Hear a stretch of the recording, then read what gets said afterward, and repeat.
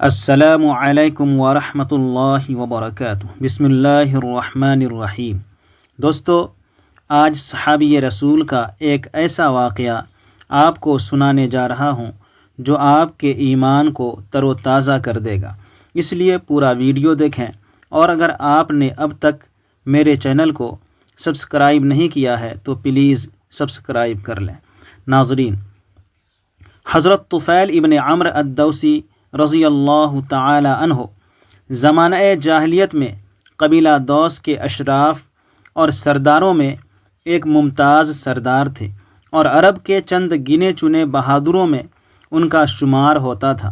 ایسے سخی تھے کہ کبھی ہنڈیا چولہے سے نہ اترتی، اور ایسے فراخ دل تھے کہ کسی بھی ضرورت مند کی آمد پر ان کے گھر کا دروازہ بند نہ ہوا۔ بھوکے کو کھانا کھلاتے، خوف زدہ کو تسلی دیتے، اور پناہ چاہنے والے کو اپنے ہاں پناہ دیتے۔ اس کے ساتھ ساتھ وہ بلا کے ذہین فطین تھے، انہیں نہایت حساس دل ملا تھا۔ ان کا شعور بہت لطیف تھا، کلام کے تیور پہچانتے تھے، اور ایسی بات کرتے جو جادو کا سا اثر رکھتی۔ جناب طفیل رضی اللہ عنہ نے تہامہ میں اپنا گھر بار چھوڑ کر مکہ معظمہ کا رخ کیا۔ یہ وہ وقت تھا جب رسول اللہ صلی اللہ علیہ وسلم اور کفار قریش میں کفر و ایمان کی معرکہ آرائی ہو رہی تھی۔ ہر فریق کی خواہش تھی کہ اپنے گرد زیادہ سے زیادہ ہم نوا جمع کر لے، اور لڑائی جیتنے کے لیے زیادہ سے زیادہ اپنے مددگار اور معاون پیدا کر لے۔ رسول اللہ صلی اللہ علیہ وسلم تو لوگوں کو اپنے رب کی طرف بلاتے تھے، اور آپ کا اصل ہتھیار ایمان کی محکمی اور حق پر یقین رکھنا تھا۔ اس کے برعکس کفار قریش کوشاں تھے کہ آپ کی دعوت کو رد کر دیں اور اس سلسلے میں ہر حربہ استعمال کریں۔ یہی نہیں بلکہ لوگوں کو آپ کے پاس آنے سے روکیں۔ یہاں آ کر حضرت طفیل ابن عمرو رضی اللہ عنہ نے ایسا محسوس کیا کہ میں بغیر کسی تیاری کے غیر شعوری طور پر اس معرکہ میں شرکت کر رہا ہوں، اور نہ چاہتے ہوئے بھی کفر و اسلام کی اس لڑائی میں کود پڑا ہوں۔ وہ مکہ معظمہ اس غرض سے نہیں آئے تھے، اور نہ ہی حضرت محمد صلی اللہ علیہ وسلم اور قریش کی اس معرکہ آرائی کا خیال ان کے دل میں بھی آیا تھا۔ اس وجہ سے حضرت طفیل ابن عمرو الدوسی رضی اللہ عنہ کی ایک ناقابل فراموش داستان ابھر کر سامنے آتی ہے۔ یہ دلچسپ داستان سننے کے لائق ہے۔ حضرت طفیل ابن عمرو رضی اللہ عنہ فرماتے ہیں کہ جو ہی میں مکہ معظمہ پہنچا، سرداران قریش مجھ پر ٹوٹ پڑے۔ بڑی گرم جوشی سے انہوں نے میرا استقبال کیا اور بڑی ہی عزت افزائی کا ثبوت دیا۔ پھر تمام سردار اور مکہ کے معززین ایک جگہ جمع ہوئے، مجھے اپنے پاس بلا کر کہنے لگے، طفیل، آپ یہاں تشریف لائے ہیں۔ یہاں ایک شخص نے بزوم خود نبوت کا دعویٰ کر رکھا ہے۔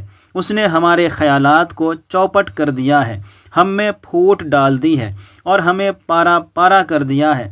اندیشہ ہے کہیں یہ مصیبت آپ کی قوم پر بھی نازل نہ ہو جائے۔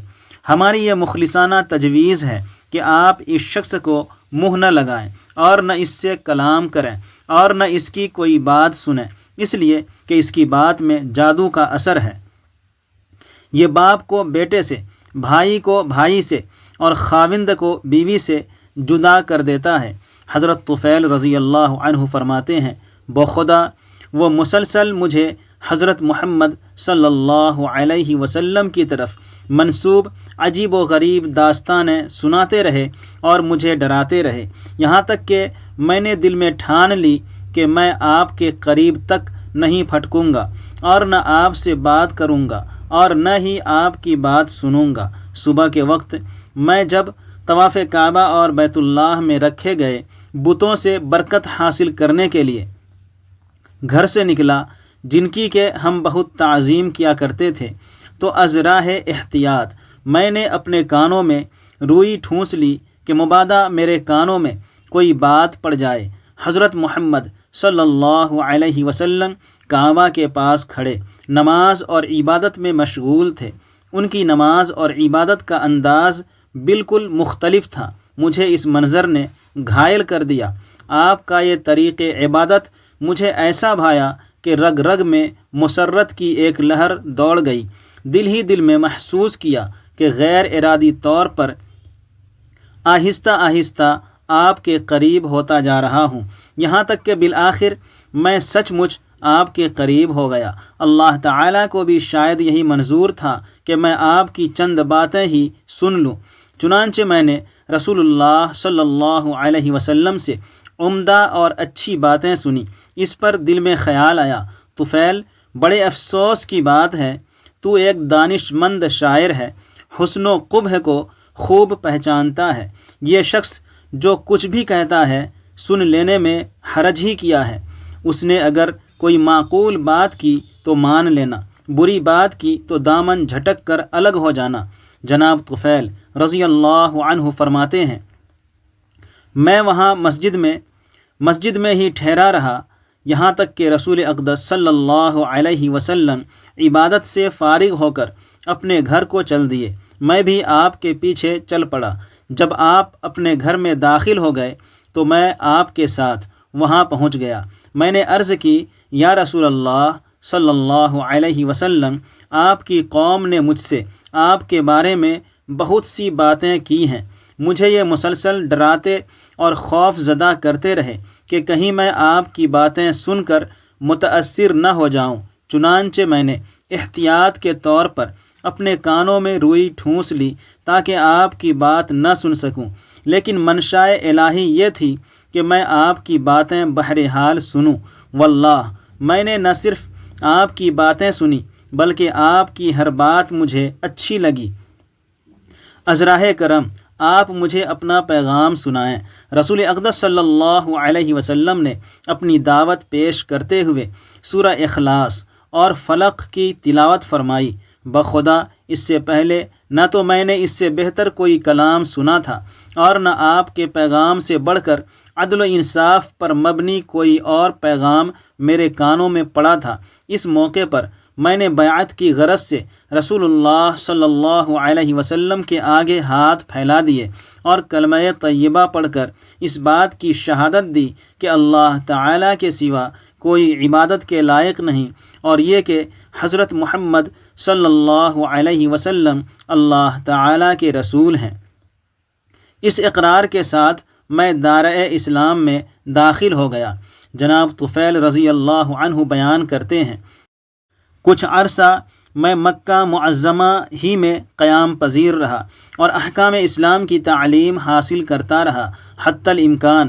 اس عرصے میں قرآن مجید کے کچھ اجزاء زبانی یاد کیے، اور جب میں نے اپنے وطن اور قوم کی طرف لوٹنے کا عزم کیا تو آپ کی خدمت میں حاضر ہوا اور کہا، یا رسول اللہ صلی اللہ علیہ وسلم، میں ایک ایسا شخص ہوں کہ میرا قبیلہ میری بات مانتا ہے۔ اب میں ان کے ہاں واپس جا رہا ہوں، اور وہ بھی اسلام کا داعی بن کر۔ دعا کیجئے کہ اللہ تعالی مجھے کوئی ایسی نشانی عطا کر دے جب میں انہیں اللہ تعالی کی طرف بلاؤں تو وہ میری مددگار ثابت ہو۔ اس پر آپ صلی اللہ علیہ وسلم نے میرے لیے دعا کی، الہی اس کو اس طرح کی ایک نشانی عطا کر دے جو ہر اس وقت اس کے کام آئے جب بھی یہ خیر خواہی کا قصد کرے۔ میں جب وہاں سے اپنے وطن کی طرف چل پڑا اور اپنی بستی کے قریب ایسے مقام پر پہنچا جہاں سے قوم کے در و دیوار صاف نظر آ رہے تھے تو کیا دیکھتا ہوں کہ اچانک میری پیشانی پر چراغ کی مانند ایک روشنی دمک رہی ہے۔ میں نے اللہ تعالیٰ سے التجا کی، الہی اس روشنی کو میرے چہرے کے بجائے کسی اور چیز میں منتقل فرما دے، مبادا کہ میری قوم میرا چہرہ دیکھ کر یہ کہہ دے کہ اپنا آبائی دین چھوڑنے کی یہ سزا ہے، روشنی نہیں۔ میرا یہ کہنا تھا کہ یہ روشنی میرے چہرے سے ہٹ کر میرے نیزے کے بالائی حصے میں مرکوز ہو گئی۔ ایسا محسوس ہو رہا تھا جیسے کوئی قندیل نیزے میں جگمگا رہی ہے، اور جب میں پہاڑ کی بلندی سے نیچے اتر کر اپنی قوم کے پاس آیا تو سب سے پہلے مجھے ملنے کے لیے میرا والد آیا جو بہت بوڑھا ہو چکا تھا۔ میں نے کہا، ابا جان مجھ سے دور ہی رہیں، میرا اور آپ کا اب کوئی رشتہ باقی نہیں رہا۔ باپ نے افسردہ ہو کر کہا، لخت جگر یہ کیسے؟ میں نے کہا میں مسلمان ہو گیا ہوں اور میں نے حضرت محمد صلی اللہ علیہ وسلم کے دین کی پیروی قبول کر لی ہے۔ باپ نے بیٹے کی بات سن کر کہا بیٹے اس سے کیا ہوتا ہے، میں بھی وہی دین تسلیم کیے لیتا ہوں جو تیرا دین ہے۔ میں نے کہا اچھا پھر غسل کر لیجئے اور اپنے کپڑے دھو کر اجلے کر لیجئے اور آئیے میں آپ کو وہی تعلیم دوں گا جو میں نے حاصل کی ہے۔ ابا جان نے میری بات مان لی، غسل کیا اور صاف ستھرے کپڑے پہن کر قبول اسلام کے لیے تیار ہو گئے۔ میں نے اسلام کی دعوت دی اور وہ فوراً مسلمان ہو گئے۔ اس کے بعد میرے پاس میری بیوی آئی۔ میں نے کہا مجھ سے دور ہی رہو تو اچھا ہے، میرے اور تیرے درمیان اب کوئی ناطہ باقی نہیں رہا۔ اس نے چونک کر کہا میرے باپ آپ پر قربان ہوں، یہ کیوں؟ میں نے کہا ہم دونوں کے درمیان عقیدے کی دیوار حائل ہو گئی ہے، میں نے دین اسلام قبول کر لیا ہے اور حضرت محمد صلی اللہ علیہ وآلہ وسلم کی پیروی قبول کر لی ہے۔ اس پر میری بیوی نے کہا اس سے کیا ہوتا ہے، میں بھی وہی دین اختیار کیے لیتی ہوں جو آپ نے اختیار کیا ہے۔ میں نے کہا یہ بات ہے تو جاؤ اور ذوالشرا کے پانی میں غسل کر کے آؤ۔ ذوالشرا قبیلہ دوس کا ایک معروف بت تھا جس کے گرد ایک گڑھے میں پہاڑ سے پانی آ کر جمع ہو جاتا تھا۔ بیوی نے کہا میرے ماں باپ آپ پر قربان ہوں، کیا آپ ذوالشرا سے ڈرتے نہیں؟ میں نے کہا ہرگز نہیں، تم پر اور ذوالشرا پر ہلاکت نازل ہو۔ میں کہتا ہوں جاؤ وہاں لوگوں کی نظروں سے اوجھل ہو کر نہا دھو لو۔ میں ضمانت دیتا ہوں کہ یہ گونگا بہرا بت تیرا کچھ بھی نہیں بگاڑ سکے گا۔ یہ حوصلہ افزا بات سن کر وہ گئی اور غسل کر کے واپس آ گئی۔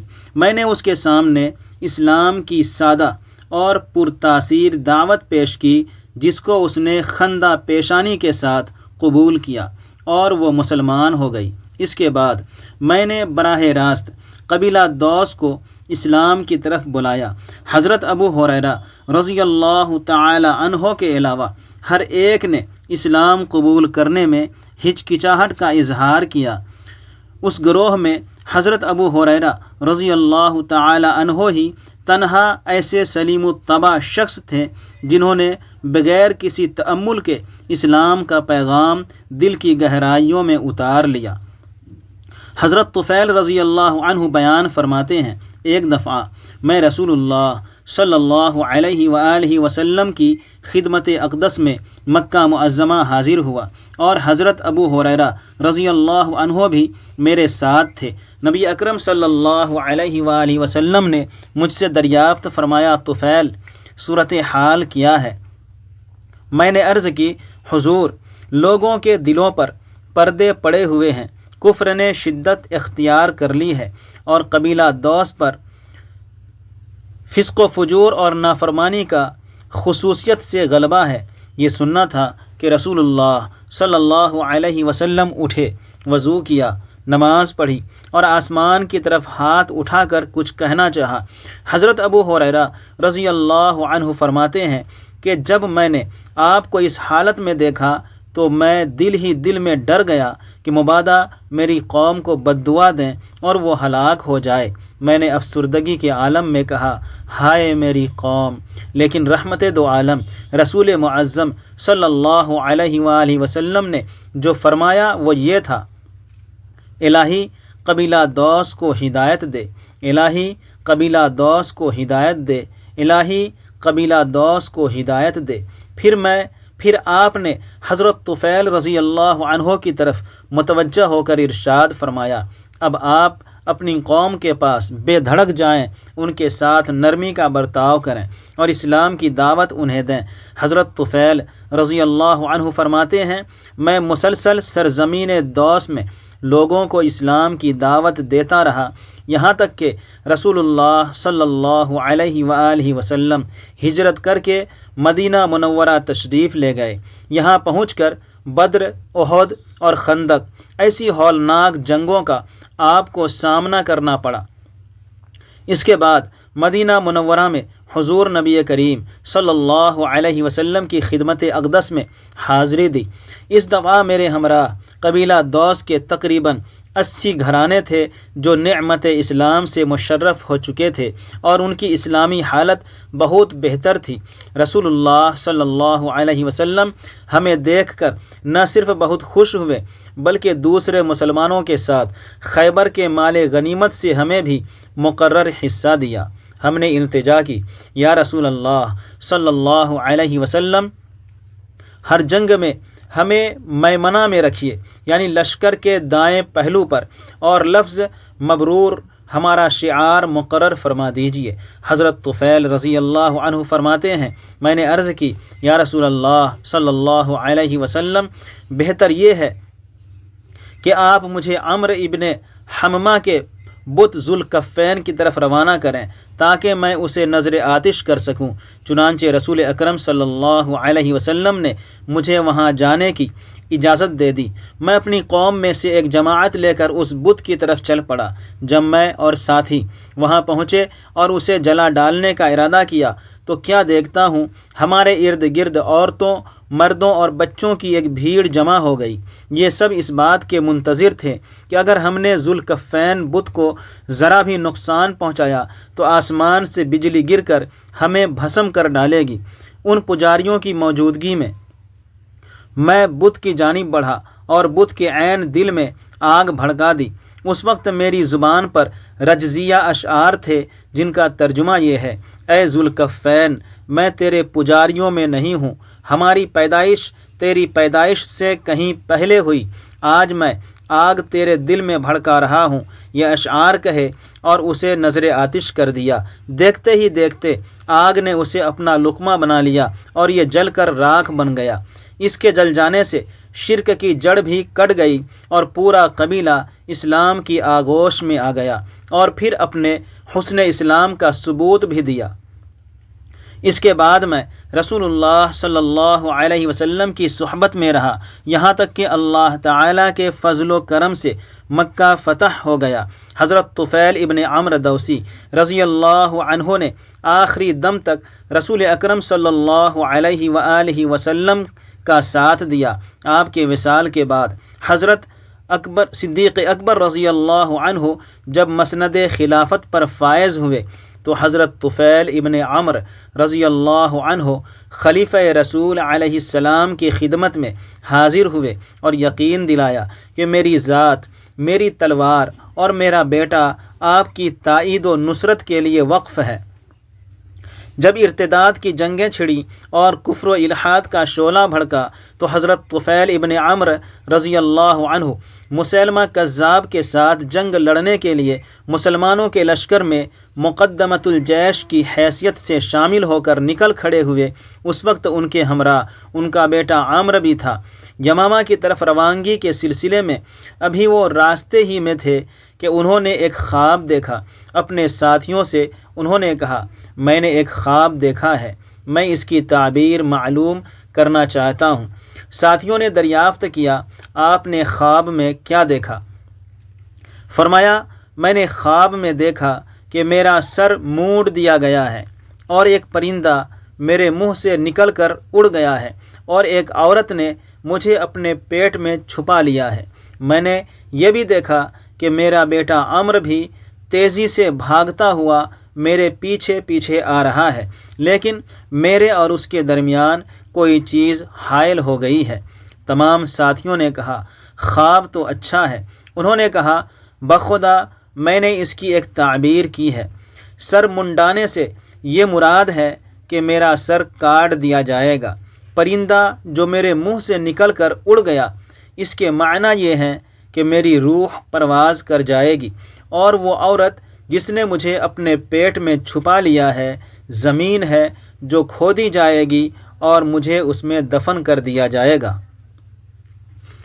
میری دلی تمنا ہے کہ مجھے شہادت کا رتبہ نصیب ہو۔